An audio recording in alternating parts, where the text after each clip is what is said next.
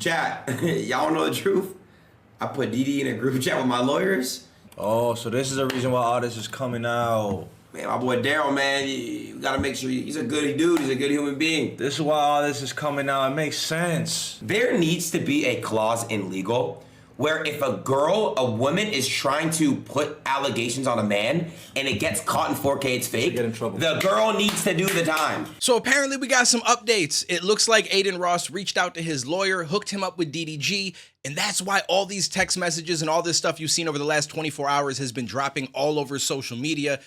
And it's a shit show. You got people on both sides just getting crazy, going to war for people that don't even know who they are. Now, if you're new to all of this, I'm not going to do a full recap, but we did do a video before where I broke down pretty much everything that's going on. I will link that in the description. Where we're at right now, the order of protection was already given to Halle. She dropped a whole lot of stuff, abuse allegations, all of that. And now DDG has responded, kind of showing that it's a two-way street and that some of it might have actually been her, and also defended himself saying that he never put hands on her. So before we dive into my opinion on everything, I just want to present you guys a lot of the stuff that I've come across, starting with the text messages. So it looks like this starts all the way back in 2022, which is actually around 2 years before they ever had their child. So in my opinion, they're proving that they should have never had a kid in the first place. Regardless, these messages all kind of start off without the full context, and we don't know if there was a phone call before, if there was some text messages prior. And I'm not saying that that makes DDG guilty, but it's just something that we should keep in mind, that we don't have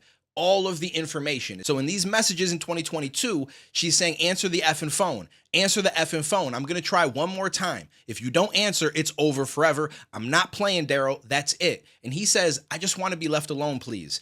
Halle says, I'm calling for help. I have a knife. I'm calling for help, but you don't care, do you? Okay. And he says, have knife for what? So without having the full context of these messages, it sounds like they were most likely in an argument. She started to have some type of mental breakdown, and she's basically saying, I'm calling you for help. I have a knife.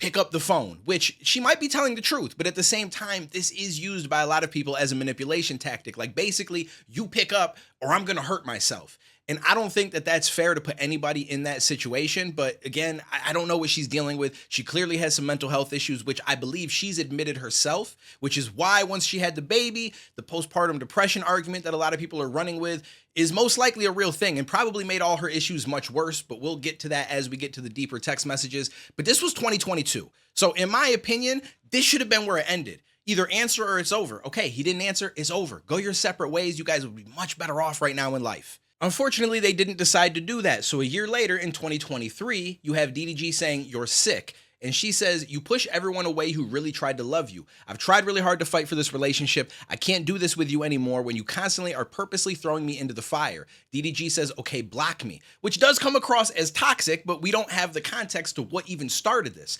She goes on to say, I've just asked for understanding. And it does seem like she's approaching it like more of an adult than he is right now, if I'm being honest with you. He goes on to say, I'm done texting, do what you gotta do. She says, if I die, you wouldn't even care. Like, quote, I'm done texting, do what you gotta do, end quote. Exactly. And he says, I would, you just tripping and keep threatening to kill my unborn son. You're weird. I wouldn't feel safe having a child with you at this point. Stop being fake happy to be a mom. And so just like I was saying with the last messages, without getting the entire context, it's hard to tell who's on the right side, who's on the wrong side. Are they both wrong? But based on what he said at the end, it sounds like he said you're sick to start off this picture because she's basically saying you're either going to get back with me or I'm going to abort our child. And that is something that he put into the court documents, which is crazy. That is one of the biggest manipulation tactics ever. And what's even wilder is I'm seeing some females on Twitter backing it, saying, well, to me, that's a smart move on her part. She doesn't want to raise a kid in a broken home. But if it was the guy saying, hey, you should get an abortion because we're not together and I don't want to raise a child in a broken home, they would be dragged. I swear to you, all the women on Twitter, this man would be canceled. They'd find a way to make him lose his job.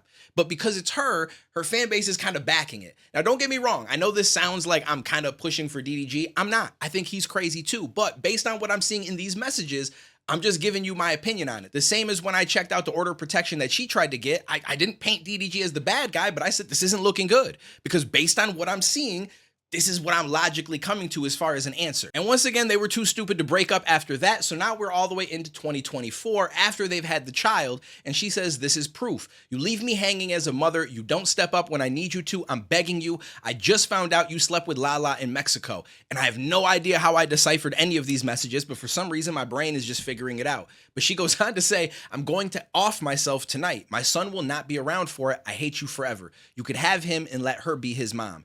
And DDG says, I can't believe you're acting like this. And she says, you put your penis inside of her in Mexico.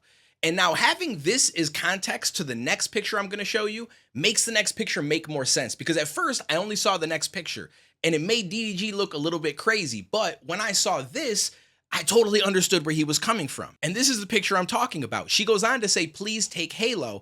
And he says, I'm genuinely scared of you, man. I feel like you're gonna kill me in my sleep one day. I'm not allowing you in my house around guns. Please just go home and I'll pick Halo up from there. And she says, me and Halo are in the cold and you won't let us in your house? Are you serious? And so again, I'm not trying to paint the picture that DDG is the good guy and she's the bad guy, because I feel like they both take blame in this because they shouldn't even be together. But in this situation, I get where he's coming from. If you're basically saying, I'm gonna go off myself, I'm trying to leave the kid with you. Some people are arguing that it's bad on him and that he doesn't really care about his son because he left her with the son when she's in that kind of a mood. And I understand that, but at the same time, if he lets her in the house, he has no idea if she's gonna go for a gun, go for a knife, and suddenly decide that she wants to take his life instead. He doesn't know. So I totally think that he's in the right by saying, hey, you know what?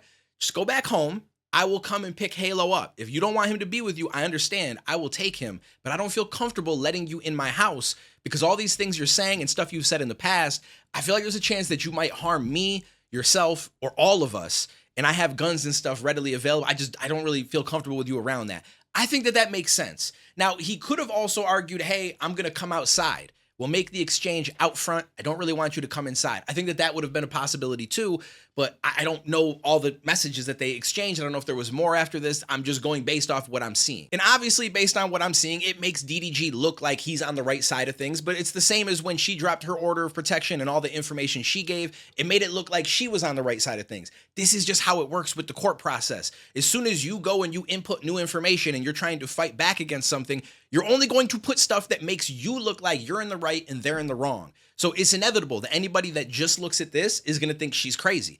Anybody that just looks at her information is going to think DDG is crazy. That's the whole point of it. The question is, who's actually right? Now, before I dive into that further, I do want to show you guys 3 other things really quick. The first one being that Lala actually came forward and denied that they ever slept together and claims that she also talked with Haley about all of this and they squashed it. Context behind these accusations in general is stemming from a group trip that our whole friend group went on, right?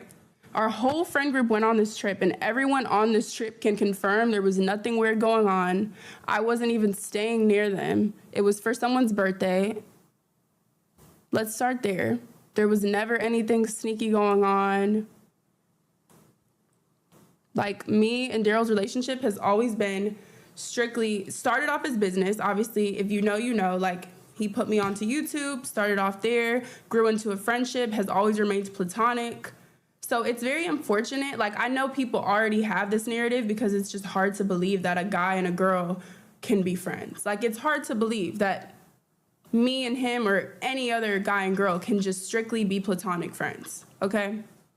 But nothing has ever gone on past that. Ever. Now, whether or not it's true that they didn't sleep together, I have absolutely no idea, because a lot of times people just don't want their business out there. So they may have slept together, but it's not going to look good for her if they did, because then she's going to get dragged by all the Haley fans. But at the same time, she may have really not have slept with him, and she doesn't want that on her name, and she's just sitting and trying to create her own career, and now she's got to deal with this, which is unfortunate. So I feel for her because she's getting brought up and dragged into something that has nothing to do with her at the end of the day.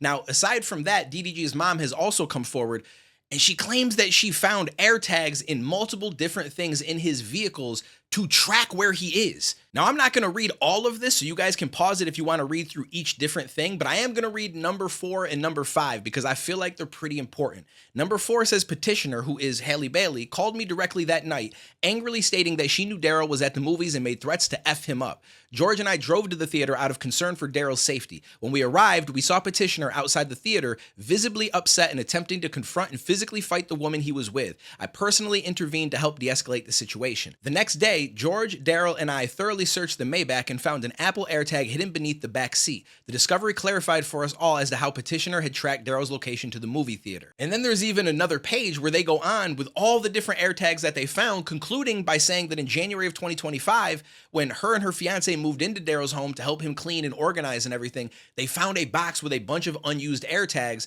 that they could only believe that she had left there before she moved out and that she was using to try to track him. So that in itself is crazy. And again, another reason why they should have never been together. If the relationship gets to this point, there is no relationship. You guys are just denying the inevitable. Like, it's crazy, but I get it at the same time because a lot of people have been here. I've even been in situations where I've known that it was over. It's not been this toxic at all, not even close.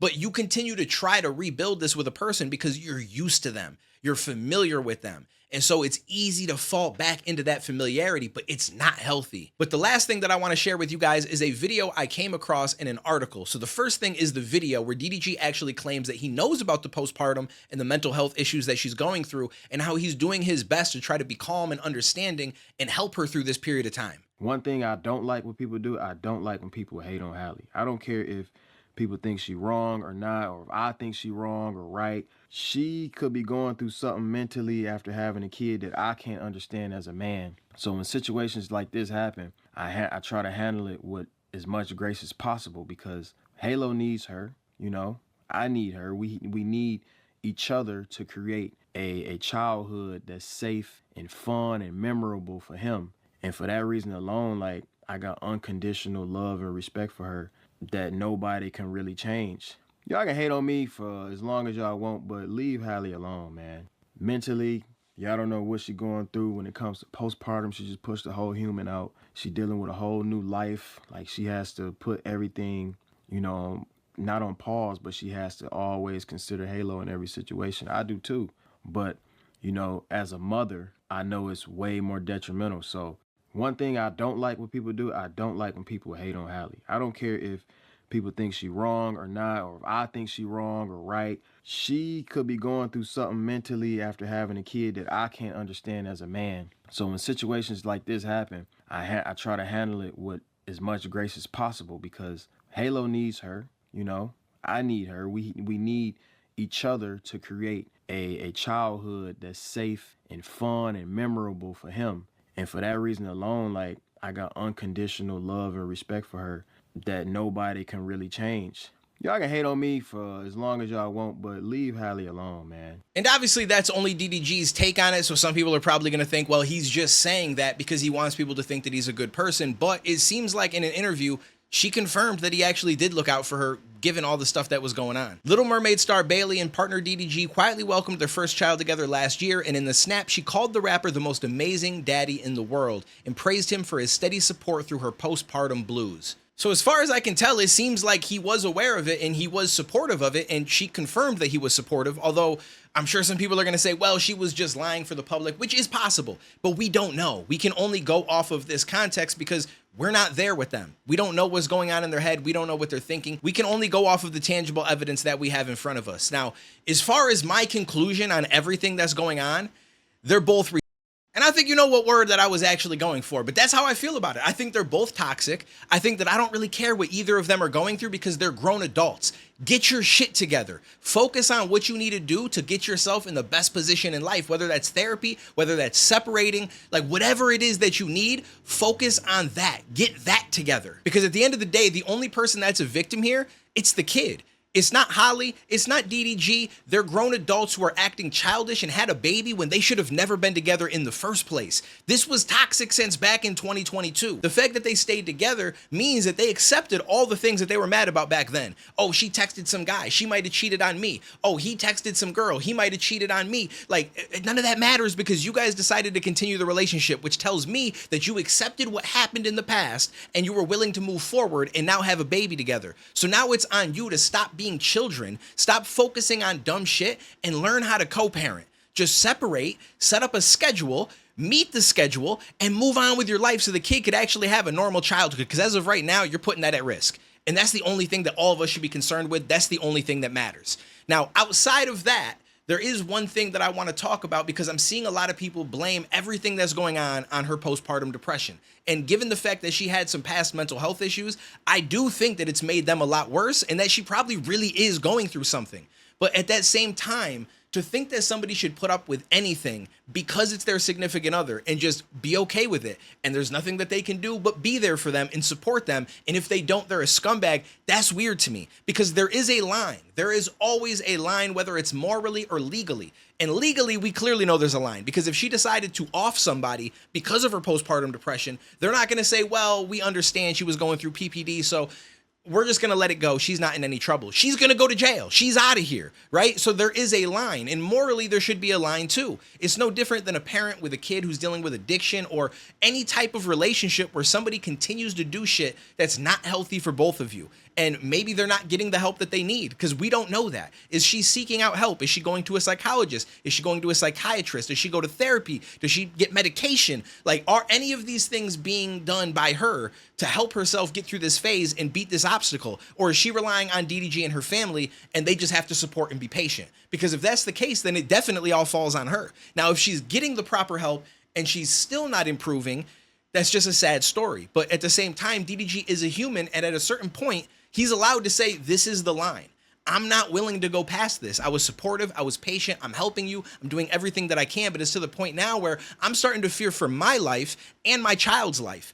And I just don't want to be around you anymore. And that doesn't make him a deadbeat dad because he's trying to be there for his kid. And it doesn't make him a horrible person because he left her, because it seems as if, and from both of their accounts, it's been confirmed that he's helped her through this tough time. And there's a chance that he's reached a point where he's just like, I can't go forward with this anymore. So as of right now, I would need to know, is she seeking help? Has she sought help? Is she on medication? Is she doing everything that she needs to do to try to help herself through it? And if so, then yeah, it's on him to also support her through that. But there does come a point at which if it's just not working and he's unable to deal with it, he has the right as a human being with free will to separate. And some of you might not agree with that, and that's okay. We don't agree with everything in life, but he has that right to do that, and it doesn't make him a horrible person. It makes him a person that's making a smart decision to bring his life in a better direction because we only live once, and nobody wants to be trapped into some non-stop cycle of toxicness for whatever reason, whether it's because they can't get better, whether it's because they won't get better, whether it's because they won't try. Like, we don't know that reason, but we do know that he has the right to separate. And so I don't see why that's a problem. And honestly, it's something that should have been done a long time ago before they ever had a child. So if anything, they're both at fault for not doing this earlier. That's really all it comes down to. I watch some DDG streams. I don't know much about Halle. I'm not going to champion him and throw her under the bus. I think they're both being stupid. I think they both need to get their shit together, and I feel like they should not be in a relationship. But for the child's sake, they need to just get along for co-parenting, and it's not that hard to do. You're grown adults. Grow up.